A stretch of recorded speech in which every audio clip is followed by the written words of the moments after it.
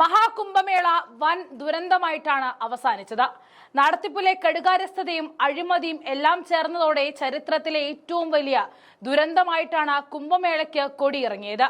എന്നാൽ BJP ഭരിക്കുന്ന ഉത്തർപ്രദേശിൽ കുംഭമേള കലങ്ങിയെന്ന് പറഞ്ഞാൽ സംഘപരിവാർ അങ്ങനെ അതൊന്നും സമ്മതിച്ച് തരില്ല. വലിയ വിജയമായിട്ടാണ് മേള സമാപിച്ചതെന്നും യോഗിയുടെ കിരീടത്തിലെ പൊൻതൂവലാണ് ഇതൊന്നുമെല്ലാം സംഘപരിവാർ ഗ്രൂപ്പുകൾ അവകാശപ്പെടുന്നുണ്ട്. എന്നാൽ ആ വാദങ്ങളെ ഒന്നൊന്നായി പൊളിക്കുകയാണ് ആഗോള വാർത്താ മാധ്യമ സ്ഥാപനമായ ബ്രിട്ടീഷ് ബ്രോഡ്കാസ്റ്റിംഗ് കോർപ്പറേഷൻ. പ്രധാനമായിട്ടും കുംഭമേളയിൽ ഉണ്ടായ തിക്കിലും തിരക്കിലും പെട്ട് മരിച്ചവരുടെ എണ്ണത്തിന്റെ സത്യാവസ്ഥയാണ് BBC പുറത്തുവിട്ടിരിക്കുന്നത്. ഈ വർഷം ജനുവരി 29-ന് അലഹബാദിൽ മൗനി അമാവാസി ദിനത്തിൽ നടന്ന മഹാകുംഭമേളയ്ക്കിടയിൽ ഉണ്ടായ ദുരന്തത്തിൽ 82 പേർ കൊല്ലപ്പെട്ടു എന്നാണ് BBC ഹിന്ദി നടത്തിയ അന്വേഷണത്തിൽ തെളിഞ്ഞിരിക്കുന്നത്. വെറും 30 പേരാണ് മരിച്ചത് എന്നായിരുന്നു യോഗി സർക്കാർ പുറത്തുവിട്ടുകൊണ്ടിരുന്നത്.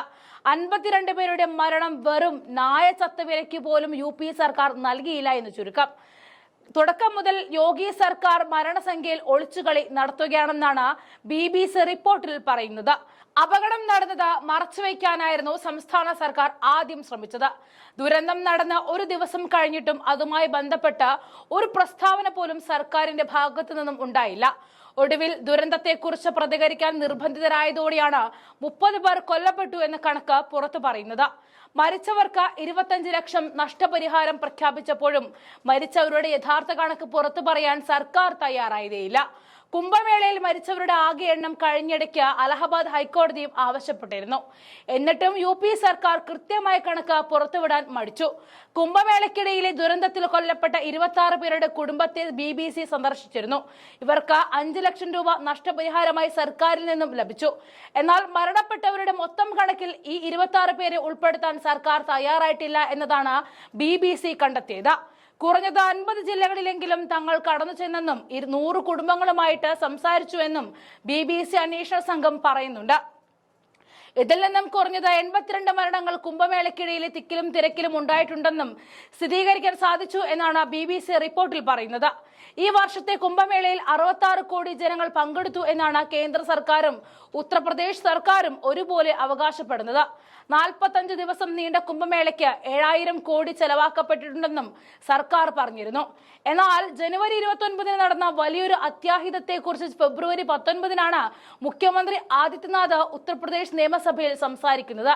30 പേർ ആകെ മരണപ്പെട്ടെന്നും അവരിൽ 29 പേരുടെ മൃതദേഹങ്ങൾ തിരിച്ചറിഞ്ഞു എന്നുമാണ് മുഖ്യമന്ത്രി സഭയിൽ പറഞ്ഞത്. അപകടത്തിന് വിശദീകരണം എന്നോണം മുഖ്യമന്ത്രി പറഞ്ഞത് ചില സ്ഥലങ്ങൾ പ്രഷർ പോയിന്റുകളായിട്ടുണ്ട്, അവിടെ ചില ബുദ്ധിമുട്ടുകൾ ഉണ്ടായി എന്നാണ്.